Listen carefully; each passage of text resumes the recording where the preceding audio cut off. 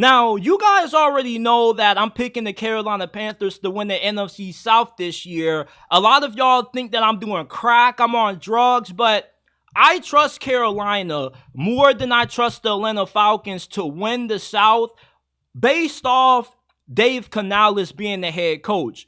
He's never been a head coach before, but everywhere he's been as the offensive coordinator, he's been responsible for two of the NFL's biggest comeback stories. He resurrected Geno Smith's career in Seattle, and he did the same thing last season with the Tampa Bay Buccaneers working with Baker Mayfield. So there's no reason why he shouldn't be able to help Bryce Young live up to his potential. He was the #1 overall pick for a reason. Raheem Morris, this is his second go around being a head coach in the NFL.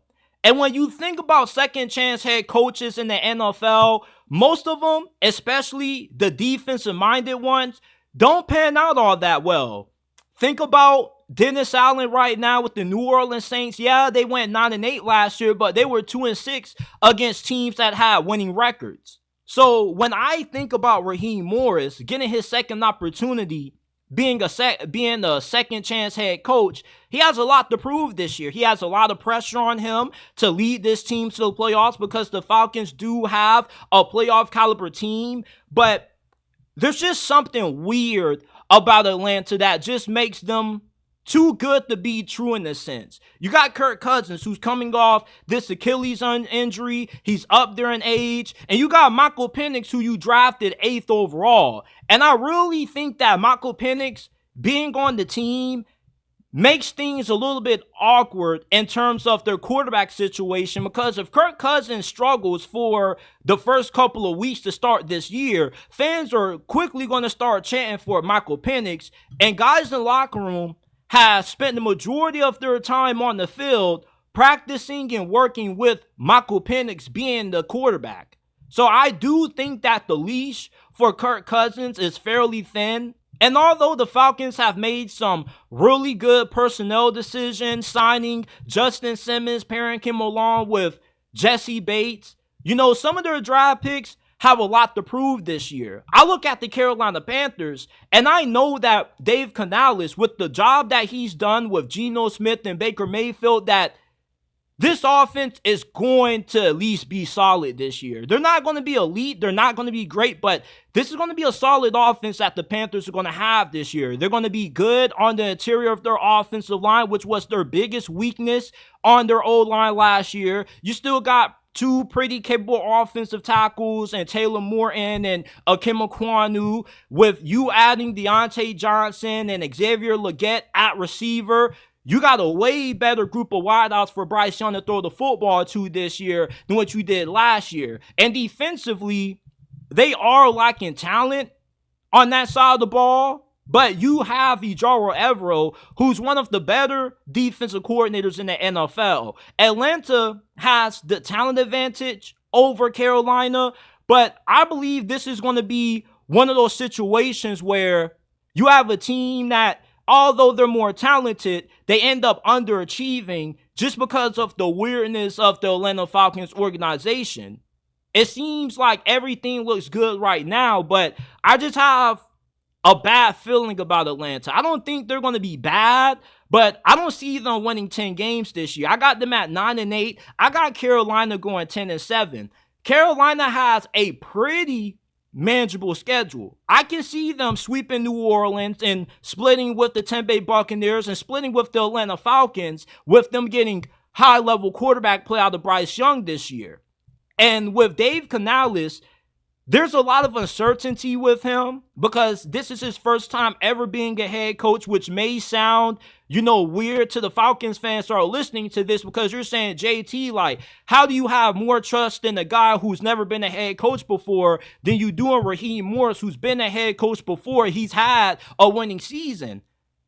But my thing with Raheem Morris is that he's a defensive-minded coach. And his defense with the Rams was pretty good, but it wasn't setting the league on fire. It's not like they had a top 5 defense. It's not like they had an elite defense last year. They overachieved.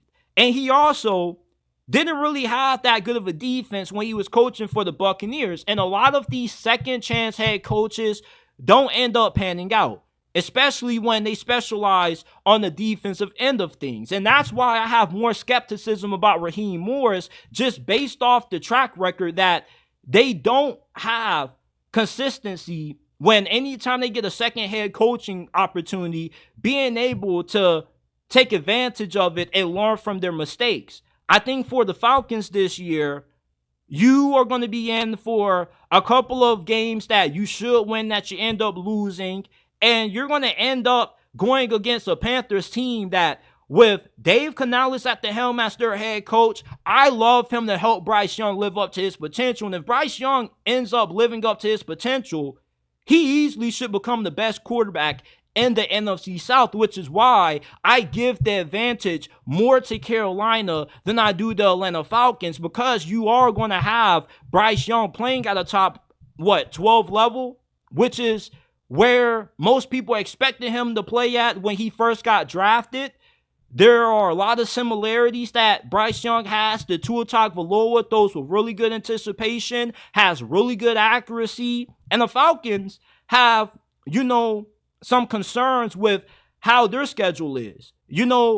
On the outside looking in, you look at the Falcons schedule and it looks pretty easy, but they do have some tough games. They got to open their season up against the Pittsburgh Steelers. That definitely is a game that they could lose, and they got to play the Philadelphia Eagles and the Kansas City Chiefs. That is a really tough 3 games to open this season with. Meanwhile, you look at the Carolina Panthers. Their first couple of games are a cakewalk compared to Atlanta's. So week 1, they're playing the Los Angeles Chargers. Well, they're playing the New Orleans Saints. That's a winnable game. The Saints aren't going to be that good this year. The Chargers, that game could go either way. And then you got to play the Raiders. So you're facing off against 2 teams that didn't qualify for the playoffs last year. Compared to Atlanta, they're going up against 3 playoff teams: the Steelers, the Eagles, and the Chiefs. So with how manageable Carolina's schedule is compared to Atlanta's, I love the Panthers to be able to win this division over the Atlanta Falcons. I have more faith in Dave Canales that he's going to work out than Raheem Morris. I don't think Raheem Morris is going to crash and burn, but I see Dave Canales being the better of the 2 new head coaches, with Dave Canales being able to be better at getting the most out of his quarterbacks.